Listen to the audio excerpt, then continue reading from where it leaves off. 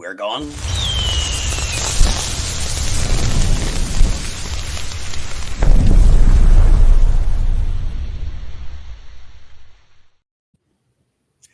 Hey, everybody, what's going on here? Here we are, Advanced Partners, another podcast here. What's up, Stephanie and Amy? Hey, Richard. I am live from Margaritaville. Can you tell in the back here in the hotel room today? Yes, that looks very warm. Yeah, It is. It's actually about 82 degrees here, so it's nice and toasty here. Coming from the north, from Pittsburgh, when I left yesterday, it was 32 degrees, girls. hanging out at 32 degrees here in upstate New York. Yeah, we're at a balmy 35 today. So today's topic is so important. But before we even jump into that, Steph and Amy, let's start with Steph. Give us a 2-minute tour of who you are.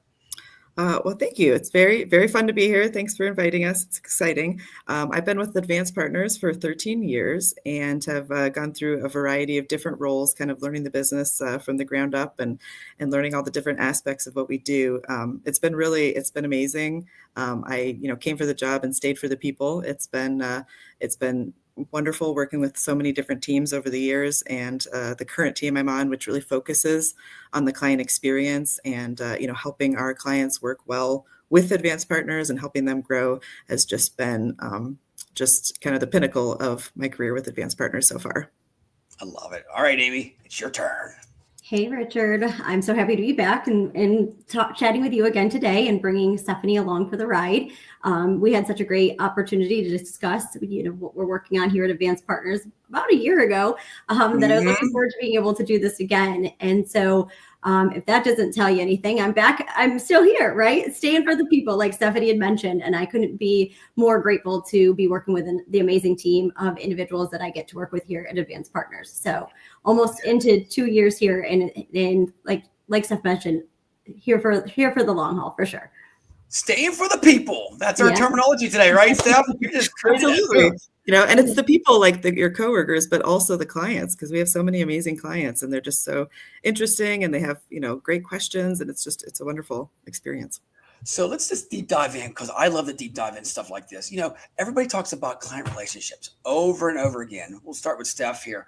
Give us your take on this, because, you got to be genuine and authentic, but there's more than that. Yes. Authenticity, obviously, yes, very important. I think also transparency, reliability, building the trust that you're going to do what you say you're going to do, and follow up with them and get their questions answered and handle whatever items come your way. And then just being, dependable, like our clients depend on us for funding every week, and they need to know, what are the numbers? Are the numbers going to match? Or am I going to have what I need to continue my business and grow my business? And if you are a dependable, reliable, trusted partner, I think that goes a long way. I love it. So, Amy, let's go from day one, when you meet a new client, and you're building that relationship with them, what it takes. They sign up with you. They're kind of like anxious, like it's a new partnership, almost like a new marriage. Yeah. So what's the next steps to get them to be like all buy in and like believe in you and trust you? Sure. It's putting in the time, right? It's putting in the time and listening to what their business needs are, so that you can identify how we can fit in best to continuously support them. So what does the day in their life look like, and understanding what their needs are and how we can meet them, making sure that you're setting, clear timelines for the work that needs to be completed, and just really having communication, like constant upfront at the beginning, and then deciding from that communication, what does that look like moving forward? So how do they like to be communicated with? Are we emailing? Are we chatting? Are we texting? What does that look like for both parties, and ensuring that we can meet their needs? So it's really just the investment of time up front, building that relationship and that dialogue, and then carrying that forward. It sounds like right off the bat, you both agree on this. It's about listening first. What do they need help with? It's not like, I think at the end of the day, sometimes we always say we're going to give you a solution, but we need to learn what's going to make them better. Yeah, absolutely. It's finding out what the problem is before you can offer the solution. And I think the communication part is really key, because especially with a new client coming on, like they need to be set up for success to understand our processes. What do we expect from them? What do they expect from us? And then, what does our reporting look like? How do the numbers work? It just understanding how we work both ways, to kind of get that partnership going back and forth. So when somebody signs up with you and you guys take them over, and you're building this relationship with them, what's some of the keys, Amy? What's some of the strategies that you use? I know we talked about it a little bit earlier, but just, I mean, I'm sure you're hearing all kind of stuff. They're coming to you happy, sad, or they got something wrong. How do you overcome all this every time you meet with a new client, So, I mean, they're coming to us because they need help, right? Most people are signing up because they're looking for a solution to better support their business. And so, starting from being curious, learning, listening, asking the right questions. Sometimes you have to probe. Sometimes you have to dig a little bit deeper to try to understand the bigger picture of what those needs are. And then taking that back, maybe consulting with your team members. So Steph might take that back to her team members or other areas of our business, our internal partners, to try to see what is best from our side of the house to be able to support these clients. They're not cookie cutter, no two clients are the same. And so we really have to put our best foot forward in trying to understand the overall need first, and then strategizing on that particular client, how we're going to support them moving forward. Yeah. Sweet. Steph, elaborate on that. I know you want to. Yeah, I was going to say, some of it is kind of understanding their processes. And then, like she said, there's no two clients are cookie cutters. So it's tweaking the processes that we may have, because obviously standardization makes things, easier. It keeps, prevents mistakes. But then you have to kind of work with the client too and tweak those processes so they fit in best with their side of things. That's really something that, I think a lot of companies, and I'm gonna speak for just dealing with companies out there, that sometimes they miss that point. I mean, do you have clients that come to you that worked with maybe somebody like you guys in the past, and it's like, and they feel like they need that love? Can we say that word, love? I mean, Sure. Steph, go in. You're laughing about it, so show us the love right now. Yeah. Yeah. Well, yeah, it's like listening to, okay, this is how we did things before. This is what's working. This is what's not working, and figuring out, like, how do we find that happy medium so that they don't have to completely overhaul their internal processes, because that's a lot for their internal teams, right? So how do they provide us what we need in a format that works for them? And so that may mean, tweaking a spreadsheet, or, the timing of things, or providing more comprehensive instructions for their internal team. Whatever it is, we want to be able to provide that so that working with us is an easy, smooth, comfortable process, not like Yeah. So I got to ask you, so Amy, you could maybe start with this. How long does it take to build that relationship? Because, I mean, it doesn't happen on the first meeting, does it, all the time? As I don't believe that it does. I think it could, but I don't think that it typically does, right? Yeah. But it takes a handful, I would say, of different communicating in different ways, right? Before you start to trust, because I think that's the biggest piece too. You have to put yourself out there and sort of show your clients, when you're building that relationship, that they can trust you. And then once they feel that, it starts to change or shift. So maybe it's taking an item or a question and delivering on what you said, meeting the time frame that you stated that you were going to meet for them, answering those questions and giving them, maybe a little bit more. Maybe you've taken the opportunity to look around the corner for them when they've asked you a question, to elaborate and give them something more that would be of value to them. And that helps to build that trust. So it takes a couple of different opportunities to communicate and do what we're doing right now, being live. We often chat with our clients via, WebEx, where we are seeing each other. I think that definitely helps to build that relationship. I think I could take it even further and say from building those relationships, they turn into true friendships. You have a working relationship, but a friend on the side as well. And you generally want and care for them. You learn so much more from all of those opportunities to work together about life and families and things that really help to, foster friendships too. I love what you said there, because Advanced Partners, I'm part of your family. You guys really do treat everybody like a family and friends, anytime I see you around. And Steph, that's something I think that a lot of clients need. They need that person you can lean on. Lean on me. Let's start singing that song. I mean, what's your take on that? Because I mean, they're coming to you, and we say this over and over again, but every client is different. Everyone has a solution, but you have to listen to them. It could be some personal stuff. I'm sure you guys listen to some of their stuff at home, so they can be better in the professional world too. Yeah. And that could be even something like, they're having a rough time with something in their personal life, so they need a little bit more support. They maybe need more phone calls or just, more responsiveness or whatever they need in that moment to get through that period and kind of go back to business as usual. But I think, like Amy said, it's being consistent, being reliable, being dependable. And if you do that over time, the relationship deepens and they come to know that you are like dependable. They're not questioning it. They know that they're going to get what they need from you and that you're kind of always in their corner or, always available to them. And I think that's what has helped so many of or not helped, but that's what so many of our clients have valued and stayed with us for years because of that. Yeah. And I love it because the whole goal is to have longevity and make everybody succeed. I mean, that's what we're in it for.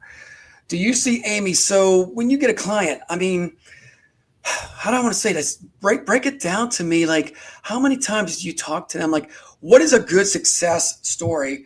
Like, do you talk to them twice a week, once a month? I mean, is it base by base client? Because I think a lot of people out there need to know, like, sometimes there's some other clients that you might have to talk to maybe twice a week sometimes when they need help. Absolutely. We certainly leave it up to the client. We proactively reach out to our clients just to check on them. If we don't hear them, we like to assume that no news is good news, right? That they don't, that may not need us. But we also make it a point to proactively reach out. How's things going? How's everything with the business? How are the children? How are the grandkids? Whatever it might be that's particular to them. And we do those proactive reach outs, but we leave it up to the client to let us know how often they want to be in connection with us. So, kind of like an open door. And we have clients who have weekly meetings, bi-weekly, some that are scheduled monthly. We keep them on calendar unless they tell us otherwise. So if they say we're good this week and we don't need that meeting, great. Everybody gets a little bit of time back in the day, or it's just a friendly, hello and a quick email. And that's fine too. So we definitely leave that up to the client and what meets their needs, and just like Steph had mentioned, just be available for them when they need us. So we hold up to our side of that always, in being able to show up and allow them to dictate when they need us. Yeah. Steph might have a little bit more examples due to the number of clients that she supports. But I actually agree, because I have such a wide variety of that. Some clients that I talk to weekly, and some of it is a scheduled weekly call. Other times it's just, hey, call me now. Kind of, that ad hoc call. And there's others that are biweekly, monthly. I have one client, it's quarterly, just to make sure that we're touching base to see if everything is still going smoothly. And it's really kind of dependent on, their needs at the moment. Because a lot of times, like I had one client, weekly call for a long time. And, initially those calls might have been 30, 45 minutes because we were working through a lot of stuff. And then, by the time we decided it probably wasn't necessary anymore, those were like 3-minute calls, 5-minute calls. I love it. It's like, okay, everybody's good. Awesome. Great. Exactly. What's your best method? I mean, is it like emails, texting? I mean, what's your clients prefer? I mean, everyone's probably different, but is there like a certain trend going on right now where they prefer this? I would say it's probably a majority is email, just because that way, it's quick, it's easy, it can be on everybody's schedule. But it's still a lot of calls. I think that especially with the WebEx, the WebEx and Zoom and Teams calls, it's so nice being able to actually see people face to face, especially because before that trend started, we probably never actually met them in person. It was always email or phone call. So the WebEx calls are really fun because you get a chance to connect a bit more deeply. So yeah, I'd say those two are probably primary. Yeah, I would say mostly it would be an email to set up time for a call. And that way that everyone's can be prepared for whatever time it might take to have that discussion. I think that's mostly how it works, but certainly we're available to pick up the phone, as much as we possibly can, for sure. Is there any special stuff like sending emails out during their birthday, anything like that to build a relationship with? I mean, I'm on Facebook all the time, so I see all my friends' birthdays and click, because, that little thing like that goes a long way. If there's one thing I can say about Advance, it is that they love to celebrate. We love to celebrate. It's something I learned. Oh, I see it all the time on LinkedIn. Trust me. We love to celebrate anything, any opportunity that we can to share in each other's. So birthdays, anniversaries with our clients, we do send emails. We do send things out to our clients just to recognize that, their anniversaries, whatever we can, just to make everybody feel special. We love to do that. We look forward to the opportunities when we can do that, and celebrate with our clients and internally as well. Okay, well, I'm gonna just throw it out there. April 3rd is my birthday, girls. I expect an email. I'm just joking. I'm going to write it down. Stop. I'm gonna write it down. There you go. Oh, you're just 2 days late to being April Fools. Shh, you know what? Trust me, I heard that a million times. I know. That'd be perfect if starts April Fools. Yeah. That would be funny. Yes. No, but we actually like, even like new baby gifts and, sometimes illnesses, like, things Ooh, like okay. this, just Wait, anything to let them know that we're thinking of them during special times, whether it's anniversary of the business, especially, that's really exciting. When you have a client who's hit 10 years in business or 20 years in business, Yeah. it's an accomplishment, and you want to recognize that. I love that because you know what? There's so many companies around the country here to have that disconnect, but you guys have that connection. It's them small things that makes them happy. And, we just had a presentation today at the Savvy Sales Summit, makes you fuzzy inside, the emotions and stuff like that, which you guys are tapping into. Okay. So it's fun times. I'm going to start with Amy first. Give me a story. Do you have any scenarios, maybe a client, you don't have to mention a name, that just sticks out in your head in the last year that, something that just was amazing? We definitely have some really awesome examples of things that we've done with our clients. I think for us, what we have seen, and what I've seen that my team has done is being able to team our clients up with other clients in like business so that they can work together. And that has been really awesome to watch from afar. So we get to get our hands in it a little bit by making the connection and kind of bridging that gap for them, and then watching to see what blooms after that is really exciting to see from our point of view and our perspective, and being able to help both of our clients at the same time. So that is a really great opportunity, and that's happened a number of times actually, that I've been sitting in this seat and watched that unfold. So that's been a great example of success. I love it. All right, Steph, I know you got some stories over the years. Mhm. Give me one. Just one. You got all day. Go ahead. Yeah, no. Well, like Amy said, connecting clients with other clients to allow them to go into like a new market or a new location, for example, where they're not already set up. That's been really, really rewarding. And then just connecting clients for other things too, with a client, say, for example, that offers PEO or workers' comp services, and you have another client looking for those things. And you can just make the introduction and see if it works out for them. Or other ones where if I've helped a client through a particular situation and kind of given them some advice, and they are happy with the end result, and then introduce me to their friends who are starting a business.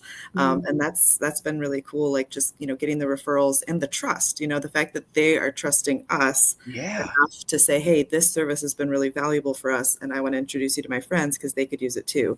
And that's just like, that is kind of a warm fuzzy. Kind of makes you feel like, wow, they really appreciated what we can do. I love that. Steph, Richard, I want you to share the story about the cards you created. Come on, Steph, let's do it. That was really fun. It was just kind of a cool holiday moment. So we make up individual holiday cards for ourselves to send to our clients, just like, happy holidays, hope everything's going well. And I had sent one to one of my clients, and he wrote back, he's like, oh, I love that so much. He's like, I'd love to do something like that for my clients, to send to his. And I said, well, what kind of wording do you want? And he sent it back, and we created a card for him, sent it to him, and then he was able to use that to send to his clients. Wow. That is amazing. It was a little outside the box service. Yeah, I loved it. When she was telling me about what she was working on, I was like, that is amazing. And I love that they enjoyed what you sent to them so much that it prompted them to feel so good about wanting to send it to their customers too. So I thought that was awesome. That is amazing, Steph. So I got to ask you both, you're having too much fun with this. This is not even a job. This is fun, right? Yeah. It's a lifestyle. Yeah. I mean, when you say these stories and stuff like this, is this really work? I mean, it's like, we're just enjoying what we do. Yes. Well, that phrase, if you love what you do, you never work a day in your life. Like, obviously, there's always some aspects of things that will feel like work, but if you really have fun with it and enjoy it, and like talking to the clients and finding out what's going on with them, it really makes work a lot of fun.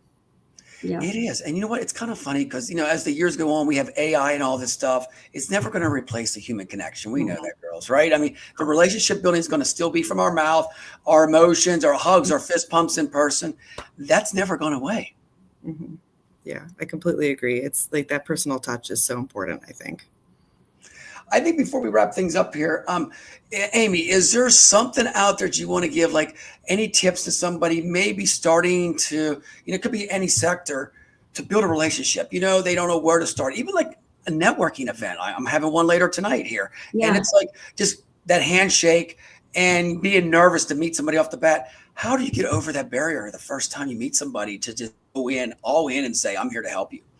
Yeah, I was just gonna say, just do it. I think it's similar to doing like what we're doing here. This is live, and it's or public speaking or anything like that.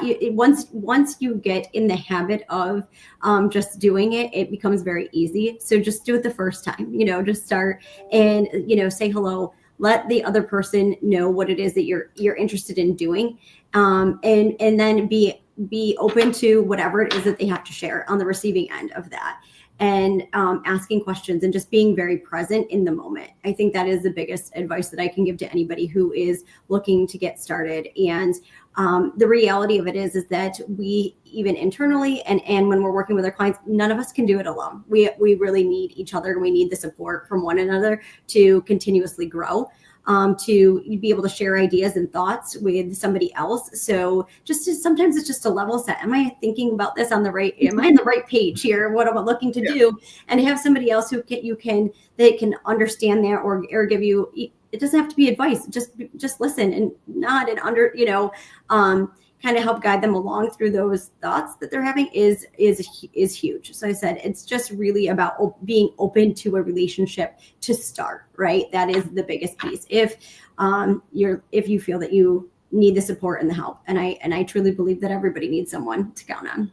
Oh, we all need somebody. Yeah. Steph, elaborate on that, because I know you got some insights. Well, I was just thinking, sometimes, especially if you're going into an unknown situation with people that you don't know, like the easiest thing, I think, especially for conversation, is to ask questions. Like what, why are you here? What are you looking for? Tell me your life story. Because honestly, everybody has an incredibly interesting life story. And, getting to find out what some of that is, like what's some of the backstory, what's some of the context, and who are you is, it's so interesting. It's so fun. And that will lead itself to additional conversations and additional contact. And so I would say start with questions, kind of like start from curious, which is, I love what you said there. I always say I'm a curious guest, just like I am right now. I'm curious of what you guys have to say. I think that's what the spice of life is. Okay, so we're going to wrap things up here. Steph, any shout outs? You want to give anybody any shout outs while we're on here live? Oh my gosh, so many. Just shout out to everyone at AP. Oh man, she just covered everyone. That's like they do on Facebook, at everyone. It's like the company-wide email, you have to limit who gets to use it, but I would like to shout, yes, I think there's so many amazing people that work at our company, and they will dive in and figure things out and solve problems and do whatever, they're just so amazing. It's everyone. I love it. All right, Amy, shout outs. Yeah, I will shout out to our fearless leader, to Jeremy, for having us all here, because he helps us to make all of this go round and keeps us excited about the work that we are doing. The directors and senior leaders above us and the peers that we have to work with every day. We are truly blessed to be able to be part of the Advanced Partners family, and to all the clients that keep us in business, and we want to keep you in business. So let's build that relationship. There it is. Just love everybody, right? And just do it. Remember that too. Do it. Yeah. Well, hey, thank you so much. Live here from Margaritaville. I'm going to go probably grab a margarita at about 5 o'clock. Good for you. My mixer, but girls, thank you so much for coming on. Remember, there's a special day coming up in April. Don't forget it, right? Don't forget. Hey, thank you so much again. That's a wrap. We'll see you next time. Thanks, Richard. Bye. Bye. See ya.